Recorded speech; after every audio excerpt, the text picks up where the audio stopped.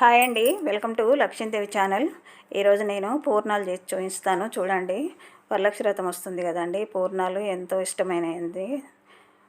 ముందుగా ఒక గ్లాసు బియ్యం తీసుకొని, గ్లాసు బియ్యానికి గ్లాసు మినపప్పు అండి నైట్ నానబెట్టుకొని పక్కకు పెట్టుకొని, నానిన తర్వాత పొద్దున్నే తీసుకొని మిక్సీ పట్టి పక్కకు పెట్టుకోండి.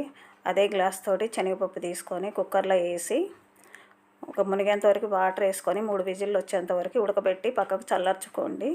చల్లారిన తర్వాత మిక్సీ జార్ తీసుకొని మెత్తగా పొడి పెట్టి పక్కకు పెట్టుకోండి. అందులో వాటర్ వేయద్దు, పప్పునే పట్టి పక్కకు పెట్టుకోండి. అలా మెత్తగా అయిపోద్ది.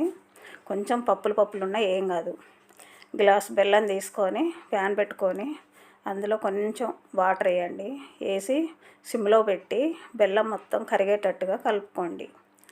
ఆ వేడికి బెల్లం అంతా కరిగిపోతుంది. అది కరగటానికి ఒక 2-3 నిమిషాలు పడుతుంది.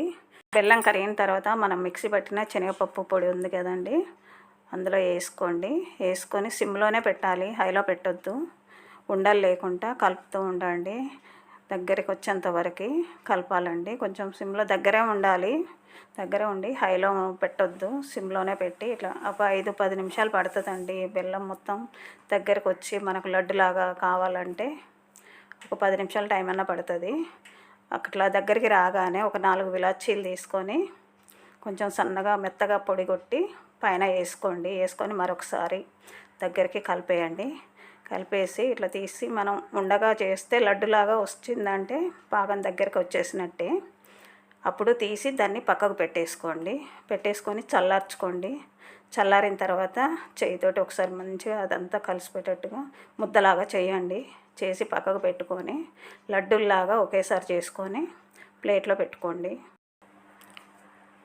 అట్లా చేసుకొని పక్కకు పెట్టుకోనండి. కళాయి పెట్టుకొని అందులో తగినంత ఆయిల్ పోసి హైలో పెట్టుకొని, అది ఆయిల్ వేడి కాగానే మనం మిక్సీ పట్టిన పప్పు ఉంది కదా, ఆ పిండి తీసుకొని అందులో ఒక 2 చెంచాలు మైదా పిండి వేయండి. మైదా పిండి వేసి కొంచెం ఉండలు లేకుండా కలిపేయండి. కలిపిన తర్వాత మన దోశల పిండి కంటే కొంచెం చిక్కగా ఉండాలి, లేదంటే పైన పైగుళ్ళు వస్తాయి లడ్డుకి. అట్లా కలుపుకున్న తర్వాత ఉండలు లేకుండా కలిసిన తర్వాత చెంచాతోటి అట్లా లడ్డు అందులో వేసి ముంచుకొని విడివిడిగా ఒకటికొకటి అతుక్కోకుండా ఒక్కొక్కటిగా వేయండి. హైలోనే పెట్టుకొని మనకు నూనె మనం వేసిన పూర్ణం మునగకపోతే ఇట్లా గంటె పట్టుకొని పైన కొంచెం ఆయిల్ వేడెక్కింది పోస్తే రెండో వైపులా తిప్పుకోండి. ఇట్లా దోరగా కలర్ వచ్చేంత వరకు వేపుకొని తీసి పక్కకు పెట్టుకోండి. వరలక్ష్మి వ్రతం వస్తుంది కదండి, ఆ రోజు ఇది ప్రసాదంగా చేసి పెట్టండి. లక్ష్మీదేవికి ఇది ఎంతో ఇష్టమైన ప్రసాదం అండి. మీకు నచ్చితే లైక్ చేయండి, షేర్ చేయండి. థ్యాంక్